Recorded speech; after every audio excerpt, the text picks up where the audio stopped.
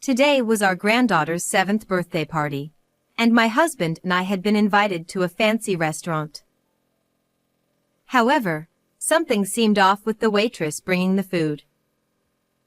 No, it wasn't just her behavior. Looking closely, it became apparent that only my husband and I weren't being served any food. Selena? What about our meals? As we wondered about this, our daughter-in-law, Selena, smirked and declared, "It's only for family, haha." Stunned and without understanding, we watched as the waitress left, looking uncomfortable. Lenny seemed just as bewildered. "Don't you get it?" With a sigh, she wore a defiant smile. In response, Selena's parents also smiled creepily, looking down on us. Why did they despise us so much? Both my husband and I were deeply hurt by this. It was so disappointing that there was no reason to stay any longer. Let's go home. Yes. I stood up, following my husband as we left the place. However, about an hour after we got home, a small guest appeared. Puzzled, I went outside to find our granddaughter, the birthday girl, standing there. My name is Stella Hale, a 55-year-old housewife. My husband, Stephen, and I have a good relationship and always go for a walk together every morning. Because of this, our neighbors often call us a loving couple. Sometimes, people ask us the secret to our happy marriage. Well, it's about always being grateful. He would answer cheerfully, and the neighbors would applaud.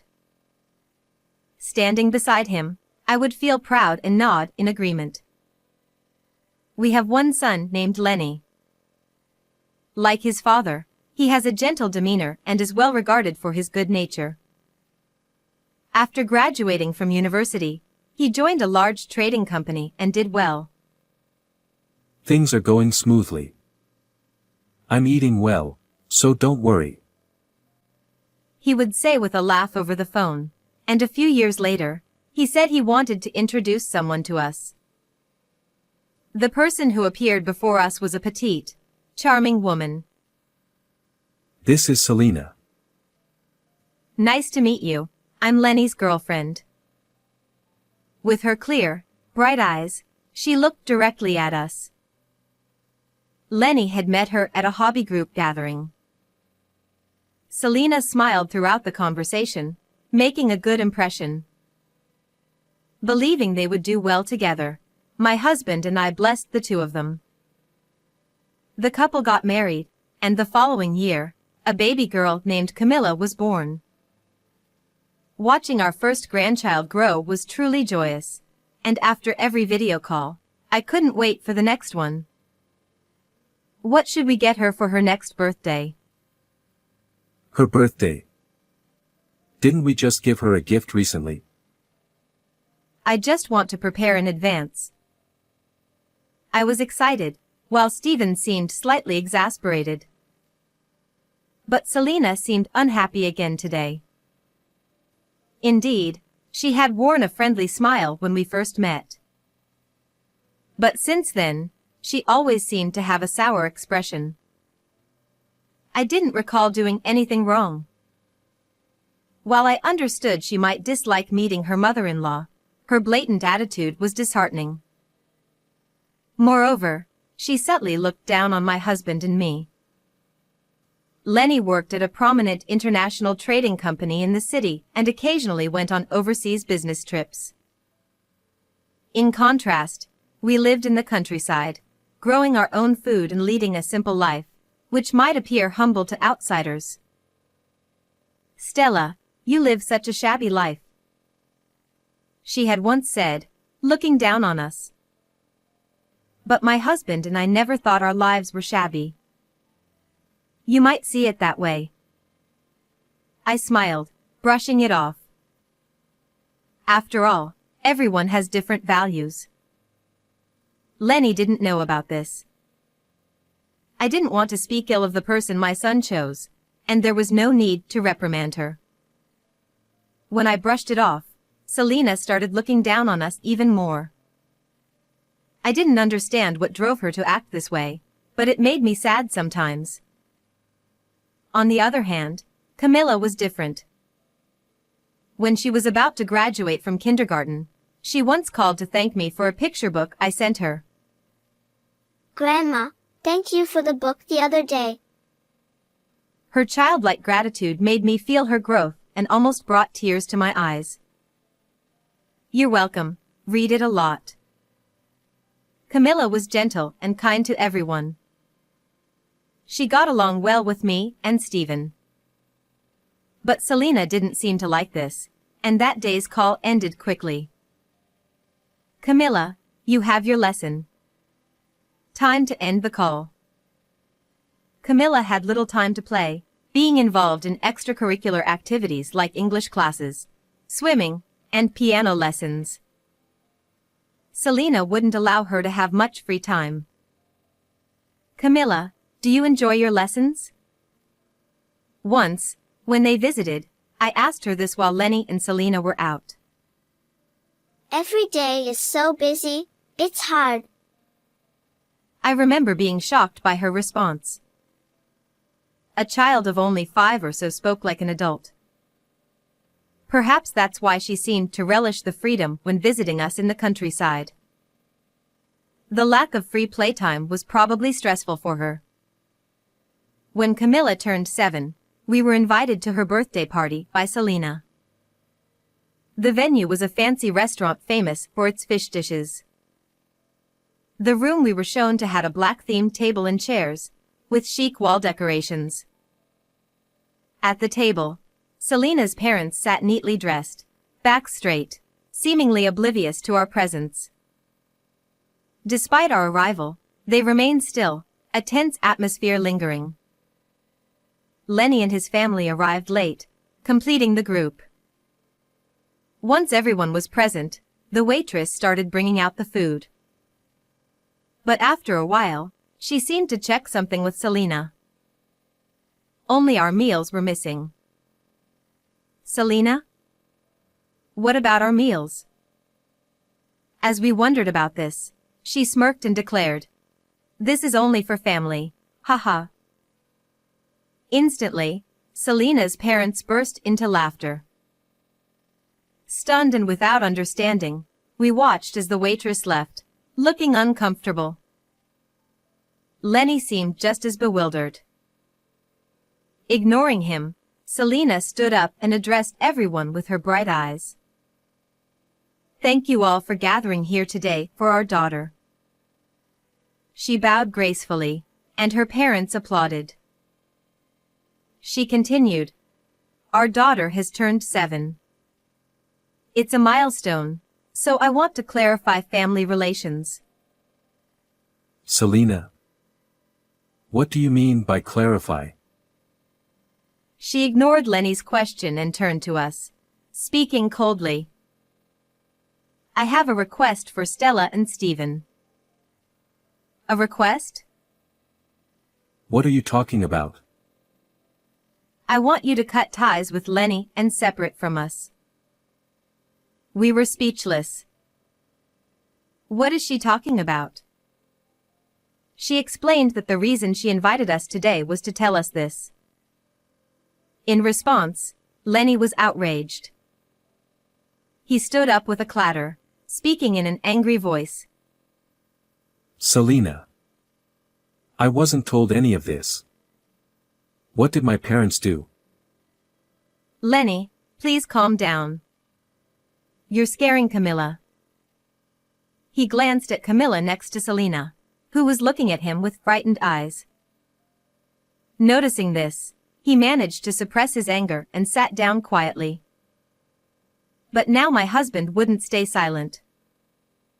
Cut ties with Lenny. What on earth for? Don't you get it? She sighed, then smirked defiantly. There's no choice, really. In response, Selina's parents also grinned ominously. They had those eyes that looked down on us. Selena. Explain. Why do I have to cut ties with my parents? You know my family runs a business, don't you? Of course I know. So what? We're upper-class people. But those two. She pointed at us with her chin and continued. They live in an old house, in the countryside where buses only run a few times a day. So what? That's why having poor relatives like them is embarrassing. I was left speechless. Stephen seemed to be the same, staring silently at Selena. Her tirade continued, detailing how unpleasant it was every time Lenny visited home. How miserable she felt spending time there. How walking down rural roads and dealing with the inconveniences of country life was unbearable. Complaints about frogs and insects followed.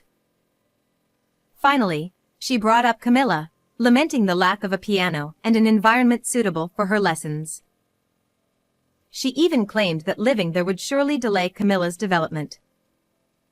Camilla seems fond of Stella and the others, but... She glanced at us briefly, then continued. Frankly, this is bad for Camilla's education. Her words, said with a frown, shocked Selena's parents, who exclaimed, "How could they?" They immediately started insisting Lenny cut ties with us. Neither Stephen nor I had any words to respond. We did live a rural life, but never expected such blatant rejection. Where we live is our choice. No one has the right to scorn us for it. And her claim that it would harm our granddaughter's development seemed unfounded.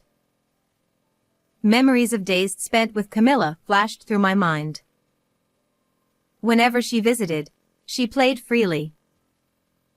Catching beetles with Stephen, and picking cucumbers from the garden, she always seemed happy. I don't know what face she makes at Selena's house, but at least with us, she seemed lively and carefree. Where did they get off looking down on us like that? Past anger, I felt utterly dismayed. Stephen shrugged, saying, "Good grief." He motioned to me, then stood up. Let's go. Yes. I stood up and followed him out. As we left, we heard the jubilant voices of Selena and her parents. Finally cut ties with the poor folks. Endured 7 years, they said. Poor folks. That word deeply hurt both Stephen and me. It was clear that was how they saw us all along, and it saddened me deeply. I wonder what Lenny will decide. Yes. Whether he'll really cut ties with us. If Lenny decided to cut ties with us, we would accept it. We discussed this on the way home. The only regret was not being able to see Camilla anymore. Looking forward to our granddaughter's growth, the thought of losing that was painful. We returned home with heavy hearts. I decided to make something simple for lunch and stood in the kitchen. Stephen, looking unsettled, was reading a book. We bottled up our indescribable feelings. About an hour later, the intercom rang. I pressed the response button, but only saw a small child's head on the screen. Puzzled, I went outside, and there was our granddaughter. Camilla? She smiled broadly and hugged me. Grandma. I came with Daddy. Startled, I looked behind her to see Lenny standing there, looking unexpectedly refreshed. Mom, I'm sorry. I've decided to divorce Selena. What are you saying? I was surprised and somewhat shaken. We invited Lenny and Camilla inside to hear his story with Stephen. After you left, I was so furious I confronted them. As Selena and her parents celebrated cutting ties with us, Lenny yelled at them to stop insulting his parents. They looked at him as if he was speaking nonsense. He explained to them that his parents were not poor. In fact, we had assets worth billions, from real estate investments. We manage various properties, leasing them to individuals and businesses in need. Not just in this rural town, but also in the city and even distant regions. Selena turned pale upon hearing this. No way. Then why do they live in such a shabby house? Disbelieving, she stammered. Her parents were also bewildered, asking Lenny why. I told them, unlike you, my parents don't like a lavish lifestyle. Indeed, Stephen and I prefer a minimalist lifestyle. Simply put, we live with only what we need for comfort. Our home, transportation, possessions, and clothing are all minimal. To them, our lifestyle might appear simple. But that doesn't give them the right to call us poor and insult us. I told them I was disappointed in their behavior. So, you declared a divorce? Yes. I couldn't believe how they thought of you. But it didn't end there. Selena and her parents went into a frenzy, refusing the divorce. Why didn't you tell us sooner? I didn't think it was worth mentioning. We intended to manage on our own. What are you saying? Bring them back. You were the ones who wanted to cut ties. You're siding with them. You're my husband. Her parents kept complaining that this wasn't supposed to happen. Eventually, their faces were turning pale. I was horrified thinking about what they would have done if they knew earlier. What happened next? Then Camilla spoke up. Mom, stop, she said. He stroked Camilla's hair, recalling the moment. Her voice silenced everyone. Just turned 7, she watched her parents' ugly argument, tears in her eyes. Mom, why are you saying such terrible things? Grandma is kind. Camilla, it's for your sake. You always say it's for me, but you never actually see me. What? You're always selfish, Mom. When have I ever? I hate you, Mom. I want to be with Dad. She clung tightly to Lenny's leg, refusing to let go. Selena and her parents desperately tried to calm her down. But she only grew more resistant. I want to go back to Grandma's house. The commotion brought back the hostess. Seeing the child clinging to her father while Selena and her parents crowded around must have looked suspicious. It was almost a situation where the police might have been called. But Lenny, holding Camilla, quickly left the restaurant, saying, "My daughter isn't feeling well." What happened to Selena and her parents afterward, we don't know.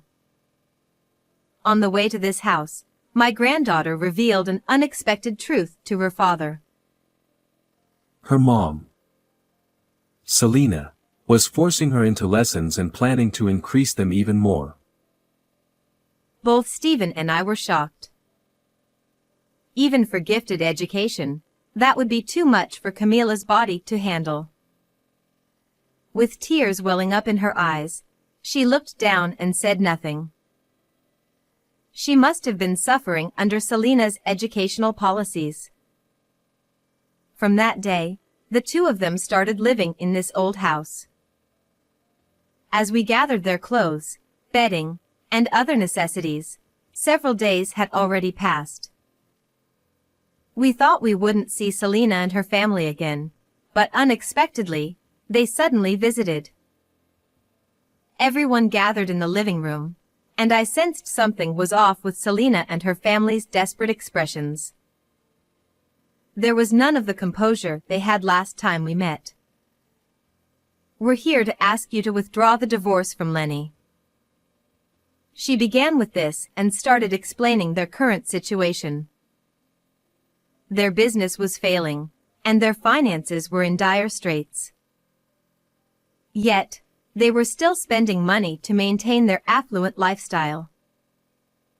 They had almost no savings. That's when they set their sights on Lenny's income. He worked for a foreign trading company and had a stable and high income. So, they intended to siphon off his earnings entirely. Siphon off is such a harsh term. We just wanted him to help with our household finances. What do you think of our son? He raised his voice in rare irritation. "Weren't you counting on my husband's earnings as well?" she said smugly, although it was completely off the mark. Why would we rely on our son's income? Living in such a shabby house, it's not surprising to think that, is it? She thought it was terribly wasteful. So you schemed to cut me off from my parents. That's crazy. Please don't say that. I'm reflecting on my actions now. Lenny firmly refused to retract the divorce. Their miscalculation was not knowing that we, his parents, also had significant assets, even more than Lenny. They seemed to want to reconcile with Lenny to get their hands on our inheritance. My husband and I exchanged surprised glances at their obvious motive. To them, it might be just money, but it's our precious savings. It's for our retirement and to be passed on to Lenny and Camila's future. The thought of it being squandered made me increasingly angry. I'm sorry, but we have no intention of giving you our inheritance. What? Also, regarding Lenny's divorce, neither my husband nor I intend to interfere. It's a matter between the two of you. We told them to discuss it thoroughly and tried to send them away, but Selena and her parents started yelling. They called me a terrible mother-in-law, so I had no choice but to take a firm stance. By the way, your rent for the downtown office has been overdue for 6 months, hasn't it? When I said this, they fell silent and their faces turned pale. I didn't want to bring this up, but there was no other choice. We knew your business was struggling, so we were being patient with the overdue rent. They looked like they wanted to ask how we knew, and my husband delivered the final blow. We have no choice. We'll show you this. He quietly handed them an envelope. Though his actions were calm, I knew he was definitely angry. Selena took it fearfully and opened it. Inside was a payment demand for the overdue rent. A lump sum payment for the overdue rent? But why do you have this? She read it with trembling hands. The answer was written in the demand notice. Landlord, Stephen Hale. The office you're renting is managed by us. Selena was stunned and lowered her head in disbelief. Her parents had the same reaction, turning their pale faces towards us. They tearfully asked if we could waive the lump sum payment. But we remained silent, showing no intention of complying. They should be grateful we've overlooked it until now. Selena looked shocked and raised her head abruptly. Couldn't you extend the payment deadline? A lump sum repayment for 6 months is too much. Her voice sounded as if she'd come up with a great idea, but we shook our heads. No. We need you to pay it all at once. Additionally, Lenny handed over another envelope. Here's something from me too. Selena hesitantly took it. compensation and a demand for Camila's custody. I recently checked my bank account. I'd left the finances to Selena, so I didn't know, but... She flinched and looked at Lenny with a strained face. It seems you've used a lot of my money. Not only luxury brand bags, clothes, and accessories but also spa fees were withdrawn. Realizing that retracting the divorce was inevitable, Selena and her parents looked hopeless. They surprisingly handed over Camila's custody easily.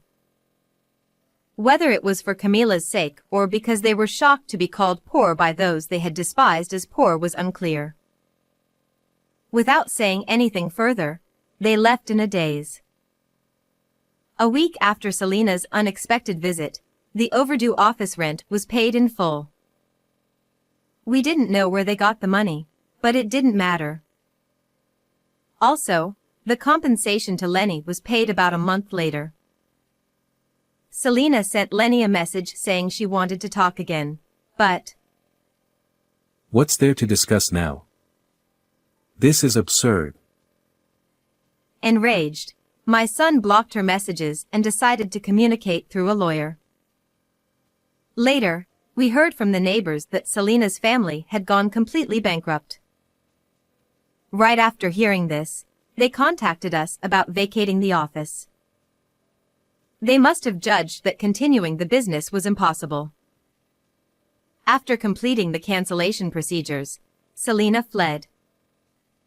As an aside, another company applied to rent the now vacant office. So far, they haven't missed any rent payments. As for Selena's family, they were left with a huge debt and started working to pay it off. However, they had little experience working under others. They constantly had trouble with their superiors, colleagues, and even clients, resulting in frequent job changes.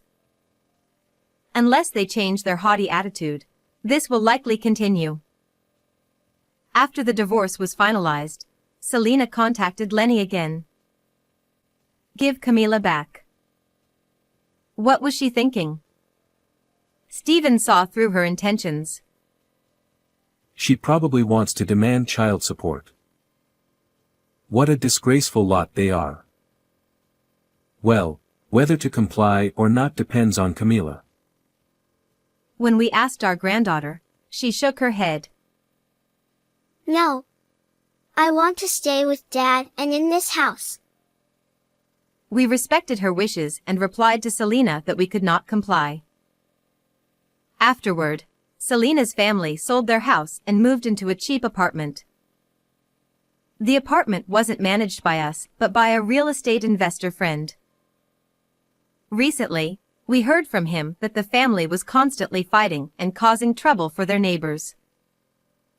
Those troublesome people are a problem wherever they go. Stephen and I could only shrug our shoulders. Meanwhile, Camila had adapted well to living with us. Even when she had to transfer schools, she showed no displeasure, rather, she seemed happy. She had stopped all her extracurricular activities. English conversation, swimming, and piano didn't seem to interest her much.